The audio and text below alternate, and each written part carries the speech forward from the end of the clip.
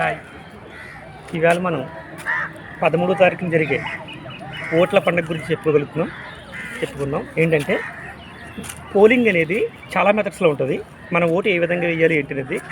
అందులో జనరల్గా మనం వేసేది లైన్లో నిలబడి బూత్ దగ్గరికి వెళ్ళి ఓటేస్తాం. So it's normal voting. ఇది కాకుండా చాలా రకాలు ఉన్నాయి. అంటే చాలామంది తెలియకపోవచ్చు. But some of the information about the voting అదేంటంటే రెండోది బ్యాలెట్ ఓటింగ్.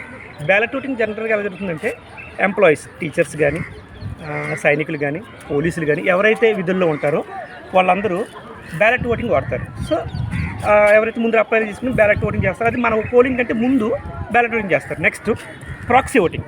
ప్రాక్సీ ఓటింగ్ ఏంటంటే దేశ సరిహద్దుల్లో ఉన్న సైనికులు మన కోసం తమ ప్రాణాలు సైతం పణంగా పెట్టి పోరాడుతున్న దేశ సైనికులు వాళ్ళ రిలేటివ్స్ని పంపి ఒక ఫామ్ మీద వాళ్ళు సైన్ చేసి ఫోటో పెట్టి వాళ్ళ రిలేటివ్స్ని పంపి తన ఓటుని వాళ్ళ రిలేటివ్స్తో వేస్తారు. That is proxy voting.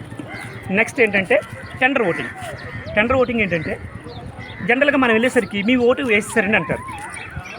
అప్పుడు మనం చాలా బాధపడతాం. ఏంటి మా ఓటు ఏంటి దెబ్బలాడతాం. ఏం అవసరం లేదు. టెండర్ ఓటింగ్ ఏంటంటే మన ఓటు ఎవరైనా వేసేస్తే మన ఆధార్ కార్డు, మన గుర్తింపు కార్డు పెట్టి ఒక ఫామ్ ఫిల్ చేసి నేను ఓటు వేయలేదు అని నిరూపించుకోవాలి. సో ఆ ఫామ్ ఇస్తారు, చేసి మన కనుక వేస్తే వేరే వాళ్ళు ఎవరైనా వేసేసినా అది క్యాన్సిల్ అయిపోయి మనది ఉంటుంది.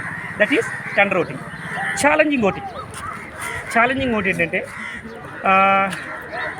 ఇప్పుడు మనకి లోన్కి వెళ్ళాం, మనకు ఓటు లేదు అని చెప్తున్నాడు.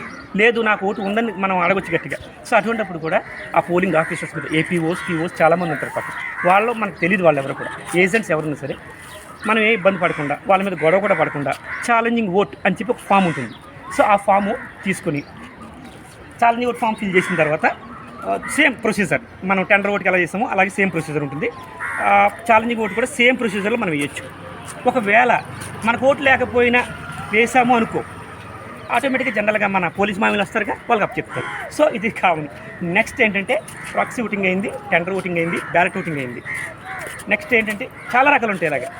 సో ఇటువంటి ఓట్లన్నింటినీ కూడా మనం నెక్స్ట్ టెస్ట్ ఓటింగ్ ఏంటంటే మనం ఒక గుర్తుకేసాం, మనం ఏమంటాం వాళ్ళతో దెబ్బలాడతాం. నేను పలానా గుర్తుకేస్తే ఓటు వేరే గుర్తుకు పడింది అంటాం అని దెబ్బలాడడం అవసరం లేదు.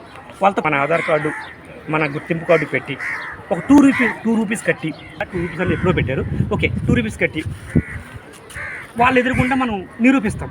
ఇది వేస్తే కనుక ఇది పడుతుందని. ఒకవేళ పోలింగ్ ఆఫీసర్ ముందు, అబ్జర్వేటర్ ముందు మనం చెప్పింది కాదనుకో, సేమ్ ప్రొసీజర్ మా ఆయన వచ్చి తీసుకెళ్తారు. సో ఓట్లు అనేది, ఈ ఓట్ల పండుగని మనం అందరం విజయవంతం చేద్దాం.